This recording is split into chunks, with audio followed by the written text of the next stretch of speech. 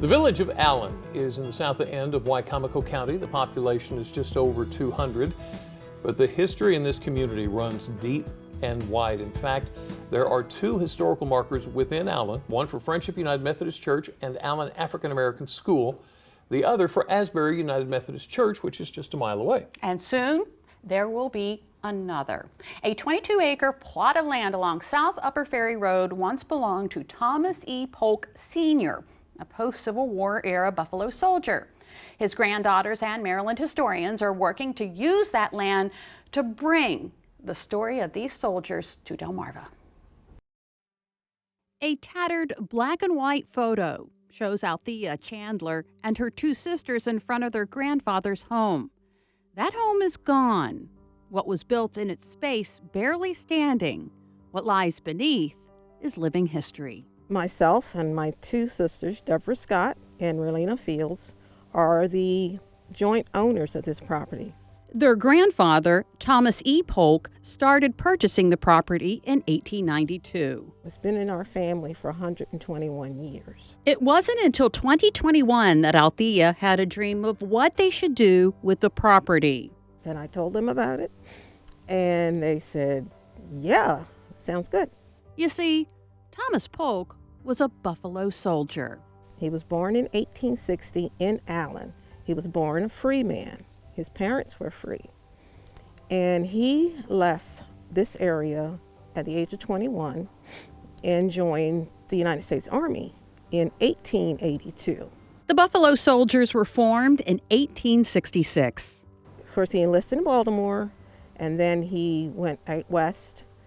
In that time, the tour of duty was 5 years. Buffalo Soldiers' main duty was to support the nation's westward expansion by protecting settlers, building roads and other infrastructure, and guarding the U.S. mail. Our mother told us as kids, your grandfather was a Buffalo soldier. And we had no idea what a Buffalo soldier was. It was not in our history books. It's still not in the history books. Althea says her grandmother showed her and her sisters letters that their grandfather wrote to his brothers from Fort Sill, Oklahoma.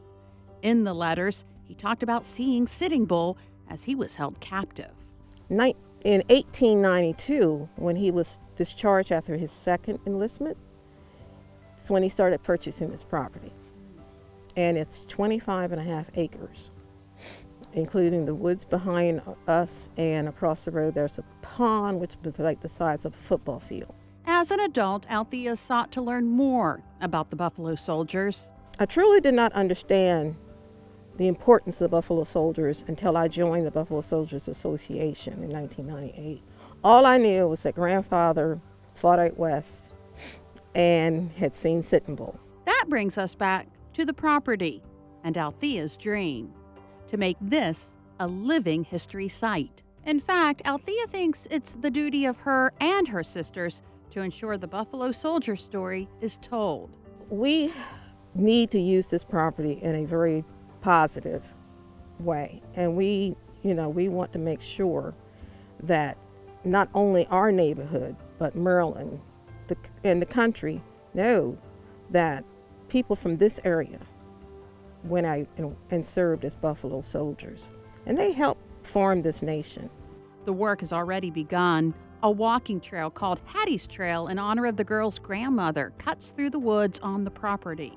This was my sister Deborah's idea, and it's turned out to be a wonderful trail. It's a 1/4-mile walking trail. SU and UMES both came out and did volunteer work to dig the trail out and to put the mulch down. That was done in October. They're going to continue to beautify it, put flowers, the indigenous flowers and plants around it next year. They also plan to renovate the old house. It will serve as a visitor center. A lot of progress has been made since Althea first dreamed of turning this land into a living history site. She says everyone from the Wicomico Historical Trust to the Allen Historical Society have pitched in to move the project along. Oh my goodness, yes. Matter of fact, one of the first people I shared my dream with was a member of the Historical Society, longtime friend. But they've written us letters of support for grants that we're applying for, and they are very excited about the site. And although the site is not expected to open until 2025, an extensive exhibit about Thomas E. Polk is set to open at the Allen Historical Society Museum in April. When you go to the museum, you'll see the standing exhibit, and then here will be a living history where you can interact with people. A history that Althea has devoted her life to preserving and passing on to future generations. And Althea told me that her grandfather loved this country and was so patriotic that he named his first son Ulysses Samuel Arthur so that his initials would be USA Polk. USA Polk. Uh-huh. Oh my goodness. Such a fascinating That's incredible. thing. And soon we'll be able to go and check it out. Thank you for doing that. Yeah, That was absolutely. Awesome. That was awesome.